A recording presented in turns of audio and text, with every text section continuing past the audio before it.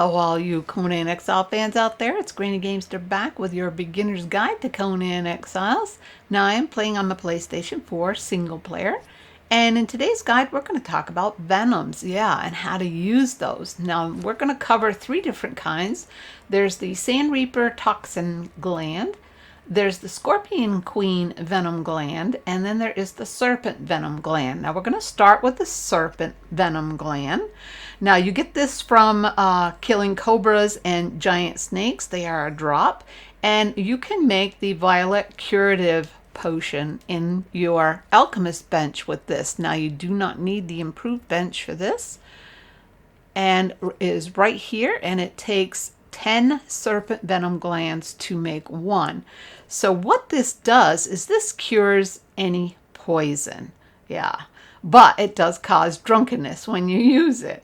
So it will cure food poisoning, alcohol poisoning, and any poisoning that you might get from any of the creatures out there like spiders or the sand reapers.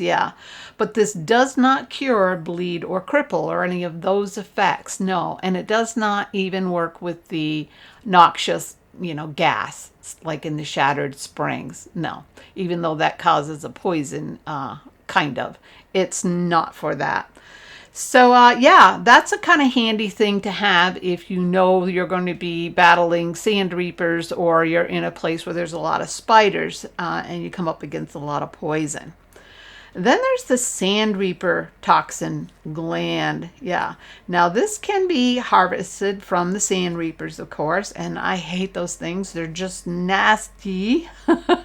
But you can make the Sand Reaper poison from that. And again, that's done on your alchemist bench. So let's go and find that. And that is right here. And it just takes one Sand Reaper Toxin Gland to make one Reaper poison. And what this is good for is to apply to daggers. That's the only thing you can apply them to. And I happen to have one right here. So all you do is hit your X button to highlight that, and then go down to your daggers and hit your X button again, and as you can see, it's been applied. You can see this little tiny vial of Reaper poison on the daggers. Now what this does is it allows your daggers to cause poison, but only for 10 hits, and then it disappears. You would have to reapply it after 10 hits. So it's kind of so-so, but it is 20 to 30% weaker than the venom infused weapons, which is the the war axe or the daggers. These are the ones that you get from the Stoic library of artifacts in the unnamed city. Any of those venomous daggers, it will stack with those, and it will stack with the Scorpion Queen poison, but separately. So what this means basically is that you can be using the venom infused weapon. You can put this Sand Reaper poison on your daggers for your thrall, and then you can have, if you're on a server, one other person in your group can also use the weapon that has the Sand Reaper poison applied to it. And they will all stack, and it's pretty sweet. But again, they only last for 10 hits, and then they're gone. So that's the that's the story with the Sand Reaper poison. And then we have the Scorpion Queen Venom Gland. Now you get this as a drop from the Scorpion Queen, and it causes poison and can be applied to daggers. And this is the Scorpion Queen poison. Now I do have it in my alchemist bench, but it is not going to be there until you actually go to where the Scorpion Queen is and take her out, and then the recipe for that is on a tablet behind her. So I do have it here. It's the Scorpion Queen poison. It just takes one Scorpion Queen venom gland to make. And this poison is 80 to 100% more potent than the Reaper poison. Yeah, it's very potent. It's worth having. It works the same way. It can be stacked with the other two, of course, and it only lasts for 10 hits as well. So yeah, let's talk about where you actually get this recipe. So I will meet you there, and I'll show you where on the map. Okay, so here we are on the path to the jawbone. Let me show you where that is on the map. That is right here.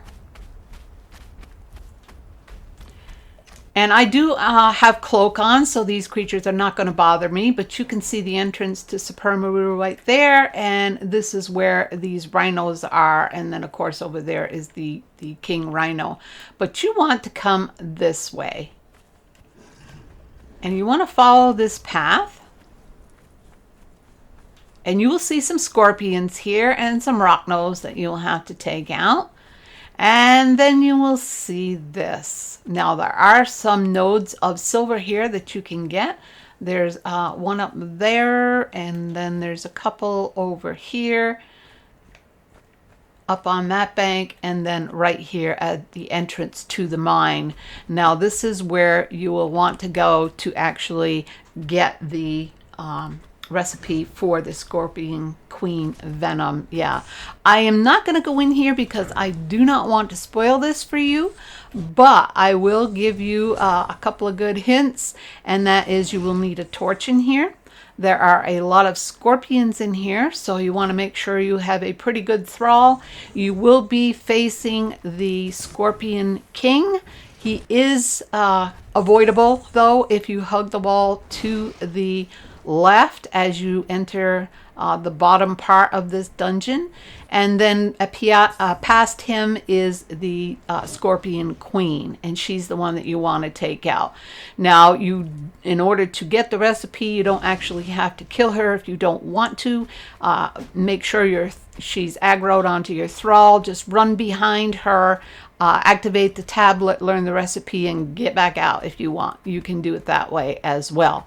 But again, this is a dungeon that you want to take on a pretty high level and have a really good thrall with you. Yeah.